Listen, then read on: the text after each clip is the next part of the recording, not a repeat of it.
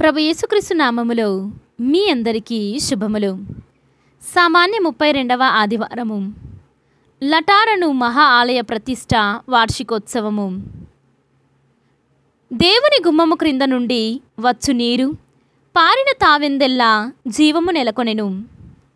మొదటి పట్టణము ఎహెజ్కేలు గ్రంథము 47వ అధ్యాయము 1వ వచనము నుండి 2వ వచనం వరకు, 8వ వచనము నుండి 9వ వచనం వరకు మరియు 12వ వచనము.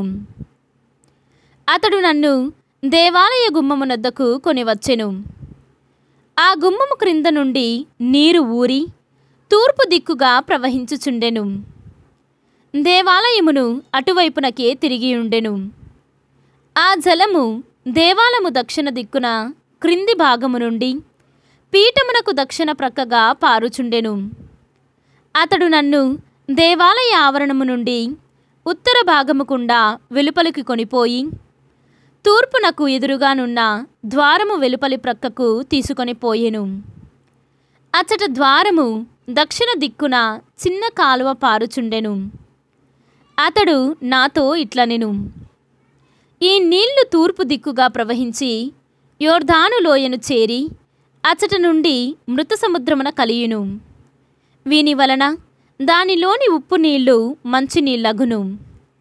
ఈ నీళ్లు పారిన తావెందెల్లా వివిధ జంతువులు చేపలు వర్ధిల్లును. ఈ ఏరు మృత సముద్రమును మంచినీటిని చేయును. ఇది పారిన తావెందెల్లా జీవము నెలకొనును. ఆ ఏటి ఎద్దులపై అన్ని రకముల పండ్ల చెట్లు పెరుగును. వాని ఆకులు వాడవు, అవి నిరంతరము పండ్లు కాయును. దేవాలయము నుండి పారు ఏరు వానికి నీరు అందించును. కనుక అవి ప్రతీ నెల పండ్లు కాయును. వాని పండ్లు ఆహారమునకును ఆకులు మందునకును ఉపయోగపడును. ఇది ప్రభువాక్కు.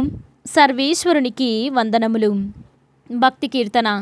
సర్వశక్తిగల సర్వేశ్వర, నీ నివాస స్థలము ఎంత రమ్యమైనది. 2వ పట్టణము పునీత పౌలు గారు కొరింథీయులకు రాసిన మొదటి లేఖ 3వ అధ్యాయము 9వ వచనము నుండి 11వ వచనం వరకు మరియు 16వ వచనము నుండి 17వ వచనం వరకు. మేము దేవుని సేవలో కలిసి పనిచేయువారము. మీరు దేవుని పొలము, మీరు దేవుని భవనము కూడా.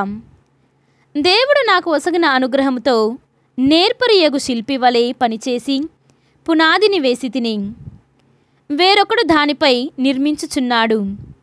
కానీ తన నిర్మాణ విషయమున ప్రతి వ్యక్తి జాగ్రత్తగా ఉండవలెను. ఏలన యేసుక్రీస్తు దేవుడు వేసిన పునాది తప్ప వేరొక పునాదిని ఎవ్వడునూ వేయజాలడు. మీరు దేవుని ఆలయమని, దేవుని ఆత్మకు నివాసమని మీకు తెలియదా? ఎవడైనా దేవుని ఆలయమును ధ్వంసము చేసినచో దేవుడు వానిని ధ్వంసము చేయును. ఏలయన దేవుని ఆలయము పవిత్రమైనది, మీరే ఆయన ఆలయము. ఇది ప్రభువాక్కు. సర్వేశ్వరునికి వందనములు. ఈనాటి సువిశేషము పునీత యోహాను గారు వ్రాసిన సువిశేషము 2వ అధ్యాయము 13వ వచనము నుండి 22వ వచనము వరకు. యూదుల పాస్కా పండుగ సమీపించుటచే యేసు యెరూషలేమునకు వెళ్ళెను. దేవాలయములో ఎడ్లను, గొర్రెలను, పావురములను అమ్మువారిని, డబ్బులు మార్చువారిని ఆయన చూచెను. ఆయన త్రాళ్లతో కొరడా పేని గొర్రెలను, ఎడ్లను అన్నింటినీ ఆలయము వెలుపలకు తోలెను. డబ్బులు మార్చువారి నాణ్యములను చిమ్మివేసి బల్లలను పడద్రోసెను. పావురముల నమ్మెడి వారితో, వీనిని ఇట నుండి తీసుకొని పొండు, నా తండ్రి ఇంటిని వ్యాపార గృహముగా చేయవలదు అని చెప్పెను. నీ గృహమునందు నాకు గల ఆసక్తి నన్ను దహించును అని లేఖనమునందలి వాక్యము శిష్యులకు అప్పుడు తలంపునకు వచ్చెను. యూదులు అప్పుడు ఆయనతో, నీవు ఈ కార్యములు చేయుటకు మాకెట్టి గురుతు చూపెదవు అని ప్రశ్నించిరి. అందుకు యేసు, ఈ ఆలయమును మీరు పడగొట్టుడు, నేను దీనిని 3 రోజులలో లేపుదును అని వారికి సమాధానమిచ్చెను. ఈ ఆలయ నిర్మాణమునకు 46 సంవత్సరములు పట్టినది. నీవు దీనిని 3 రోజులలో లేపగలవా అని యూదులు తిరిగి ప్రశ్నించిరి.